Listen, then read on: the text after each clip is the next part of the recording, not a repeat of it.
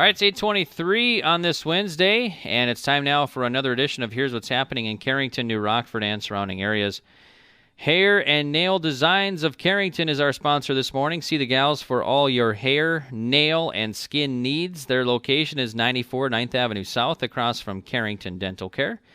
Give them a call today at 701-652-3200 for an appointment. That's Hair and Nail Designs of Carrington. We have some special guests from the Soil Conservation District of Foster County. Joining us this morning is Dion Schaaf, District Manager, and also Kurt Klein, Chairman, on the board as well. Good morning, you guys. Morning. Good morning. And how's your July so far?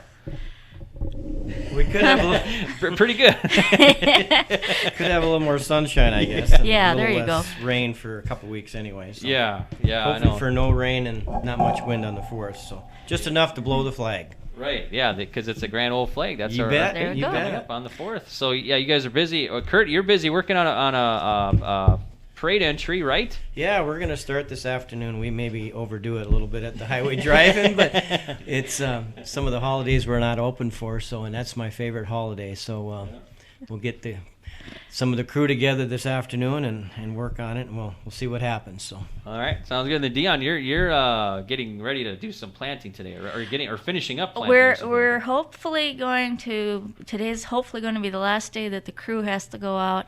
I'll still need to go out a little next week and go back and check the sites and count trees and that kind of thing. But I'm really, really hoping we get all of the actual application work done today.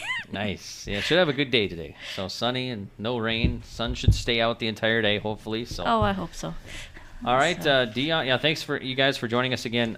Dion, we'll start with you. You want to talk about first of all this morning the Outdoor Heritage Tree Planting Assistance Program. So, what is that? Okay, the North Dakota Association of Soil Conservation Districts went to the Outdoor Heritage Fund, which you've heard of, the side for basically outdoor projects here in North Dakota, and they got a grant which basically is to help landowners in the state do tree plantings. So this helps with the planting, weed barrier fabric, tree tubes to protect the trees and help them grow. It will help pay for all of these things at a 60% cost share up to a maximum of $25,000. So it will help with a large tree planting. However, if you want to apply for this, the deadline is not that far away. It's August 15th, and you do have to have a tree plan attached. It's not just sign a paper and say, hey, I want to plant some trees. You have to have the actual plan, and it has to meet NRCS specifications, so we have to know the soils and all that. So if you're interested, please come in soon and fill out the forms. As I said, I'm hoping to be done in the field maybe sometime next week, and after that I will be a little easier to track down and work with and be able to help you out with these things. So we've got about a month and a half to try and get these applications in. Okay, and so there's funds availability. There's a maximum grant award of $25,000, correct? That's okay. the maximum Okay. at 60% cost share, yes. Okay, all right, sounds good. So. Also, let's see, we got to talk about the Tree Conservation Assistance Program as well. Okay. There are actually two programs available through the North Dakota Forest Service. This is the one that people are more likely to be going to. It's going to be for smaller plantings because the maximum is only $1,500, and that's at 75% maximum of the total project costs. But this is something people can go to for smaller plantings that are not likely to be accepted for, say, EQIP or something like that it just aren't going to score out high enough to get funded. And you don't have to be a farmer to apply for these either. Okay. So you can just for your house or whatever. Oh, okay. So this one's going to have a later deadline on it, but like I said, it's going to be for smaller assistance. I think the deadline's going to be sometime in October. Okay. All right, sounds good. Now that's for the Tree Conservation Assistance Program, right? That's the deadline there for that one as well. The Heritage Fund one, the larger one, is due August 15. The one through the Forest Service is probably going to be due sometime in October. Okay. All right. Sounds And good. one thing, both of these are going to emphasize conservation. So both of them, if you've got species diversity, or if you're sticking with mostly North Dakota native species, this is going to help you get accepted for your applications get accepted. So this is something to keep in mind too. Is the time to plant trees, that's kind of winding down now, right? Like you usually want to get them in like spring, early summer, that kind of thing. Yeah, so. we're pretty much going to be done planting trees. If as you get in later, it gets hot too fast. They don't have a chance to get established. We're not going to be planting trees after this until next spring. Okay. Also, now, if you're going to be planting for yourself, like if you're planting a tree in your yard and you're going to be taking care of it and watering it, that's a different matter. Okay. Yeah. It's just like the shelter belt. That yeah. You don't okay. don't want to be planting shelter belts any later than this. No. Okay. All right. Sounds good. Did you want to talk about the shrub tree planting cost share program as well? Is that part of the deal? Okay. This is something new that I just got recently.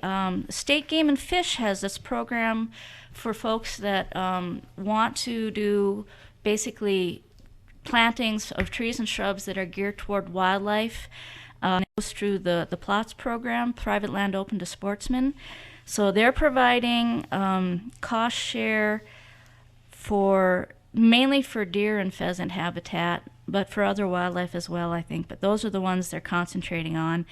And you would have to sign an access agreement for hunters to get in. I think it's either 6 to 10 year program, and it's 50% cost share.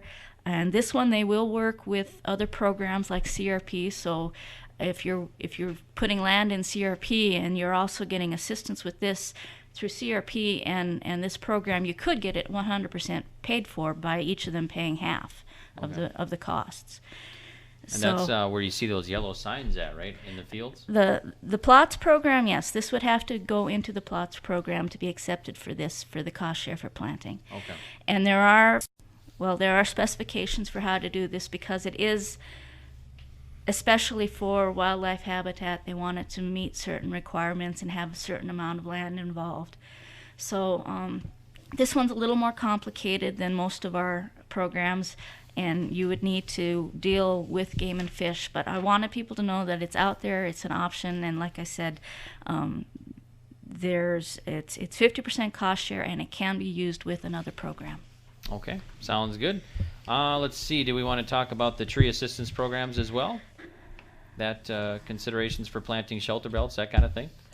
Yeah, I just wanted to talk, since we're talking about getting assistance, about what you want to think about when you're getting ready to make a tree plan. Obviously, you have a main purpose. Usually it's some kind of protection from wind. Mm-hmm. You might also be thinking about what else you want it to do. Some people want to have fruit in there, or they want color or flowers. Some people want to encourage wildlife. Some people want to discourage wildlife. So things you want to think about. The other main thing you need to be looking at is soil type, because your soil is going to determine what we can plant there, what's really going to grow, what's worth even trying to plant there. So that's the critical things you need to look at, is what you want to do and what kind of soils you have. And then you need to look at other things like where are your roads and buildings, how much space you have available, depending on this is going to affect the number of rows you have and how tall the trees you want to plant are going to be. Things like topography and wetlands. Are you looking at what's going on the neighboring land that could be affecting your trees? One that comes up fairly often is herbicide drift. So these are also things you need to look at. And the other thing you need to be thinking about is the fact that you can't just plant these trees and ignore them. There is a certain amount of care involved in planting trees, especially because new plantings are going to be more impacted by what's going on around them with weather conditions and everything than the more established trees. They're more sensitive, they're easier to kill. So they're going to require some more care. One of the first things you need to think about is watering. Obviously, so far this year, that hasn't been an issue, but the recommendation is that the trees need about 5 gallons of water a week during their first growing season, and 10 gallons every other week for at least the 2 years after that. So what they say is if it hasn't rained for 10 days, you need to get out there and get those trees water, or you're going to start having losses. Okay. The other thing to look at is weeds. We do the weed barrier fabric. There are some other options as well. If you want to stick with tillage, you need to keep in mind that it has to be done regularly, and that you want to go no more than 1 to 3 inches deep, and no more than 2 feet, no closer than 2 feet to the trees. So if you're getting closer than that, you're going to start damaging the roots. Within that area, you're going to have to use hand tools or just pull the weeds. So there's some labor involved there. The weed barrier is also not without a certain amount of maintenance work.